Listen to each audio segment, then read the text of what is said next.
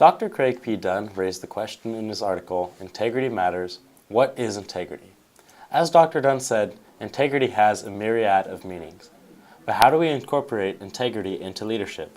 One of our group focuses in this class was to create and apply an operational yet practical definition of leadership integrity. As defined by Webster's Dictionary, integrity is the quality of being honest and fair. By using this definition as a general overview of integrity, we decided to define leadership integrity by how you act when nobody is watching. Are you going to hold yourself to the same standards that you would if a crowd was present? Is this definition of integrity universal? Is the definition defined by our group applicable to another group? Referring to work done by Schlenker, mentioned in Dr. Dunn's article, expediency suggests principles can and should be tailored to fit the context, that it is reasonable. In contrast, Schlenker better proposes that commitment to a principled ideology determines the potency of integrity. Summarized best by Dunn, deontological principles are by definition universal. Fitting directly with our ideals, we found that our definition of integrity could be universal. Now the question was, how could we apply this? In Dunn's article, he states that there are two types of integrity, moral and personal, and that both require the leader to exercise consistency between values and morality.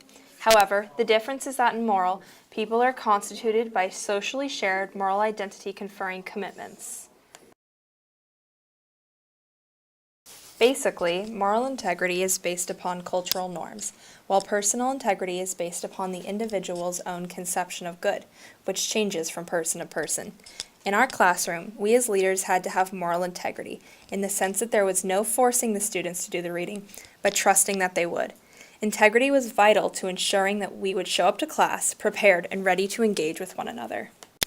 When Dunn came to our class, he posed the question, why would someone put their trust in you?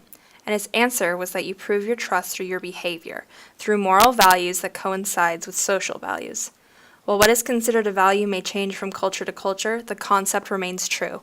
Leadership requires integrity, and integrity requires positive action. It's that simple.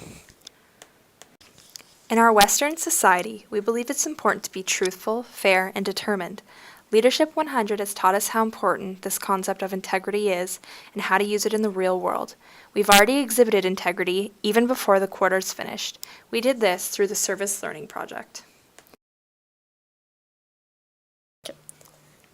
During the Service Learning Project, we noticed the benefits of working in cooperative groups as mentioned in Chapter 7 of Meeting the Ethical Challenges of Leadership.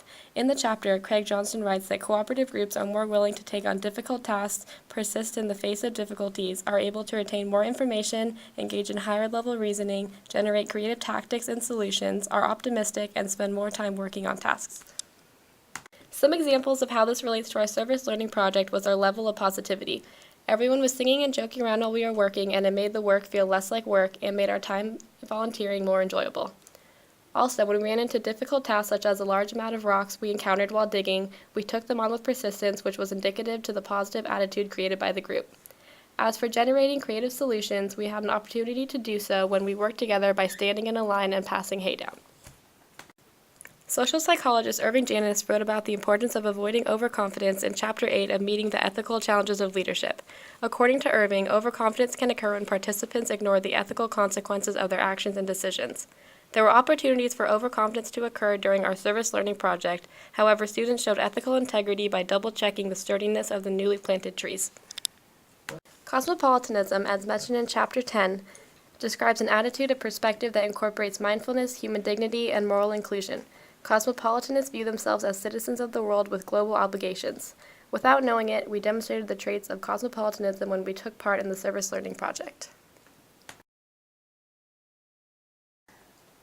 We incorporated mindfulness in our work by ensuring that the trees were firmly planted. And in order for the hay to serve its purpose of keeping the ground from freezing, we had to be mindful of how we spread it, making sure to distribute it as evenly as possible. By spending our time volunteering to make an ecological difference, we recognized our roles as global citizens in a way that some of us had never before considered. We were cosmopolitans and we didn't even know it. Communitarianism is a system of social organization based on self-governing communities. In Chapter 5 of our book, Craig Johnson addresses communitarianism. He states that communitarianism is a promising approach to moral reasoning, particularly for leaders. In a communitarian fashion, we put our responsibility to the common good to work. By waking up early on a Saturday morning and spending time on a project that would not directly affect our lives, we put the common good ahead of our own individual comfort. In Chapter 6 of our book, Meeting the Ethical Challenges of Leadership, Johnson addresses transformational leadership.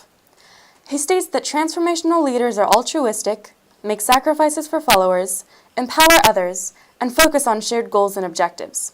While we ourselves were not leaders during the service learning project, we noticed the traits of transformational leaders in the interns leading us.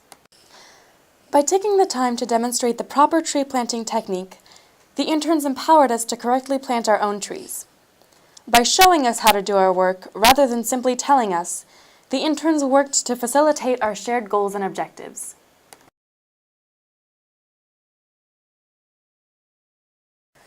By taking the time to reflect on our experiences and readings, we've realized that many of the book's concepts apply to our lives, not only in the Service Learning Project, but to our lives in general. The book helped us to realize that leadership comes in many forms, some less obvious than others. Group, during the Service Day Learning Project, we planted over 1,000 trees and distributed around a mile of hay to better ourselves, community, but not only that, the world. During the day, we saw a group of college freshmen band together and put a need of the earth above personal gain of sleeping, spending time doing homework, or just plain going out for fun. Not to our knowledge, we were a part of a solution to help the earth go a little greener. We learned that many leaders display integrity, whether moral or personal, when handling any task. We, as leaders, continue to display moral integrity when by ourselves or in a cooperative group.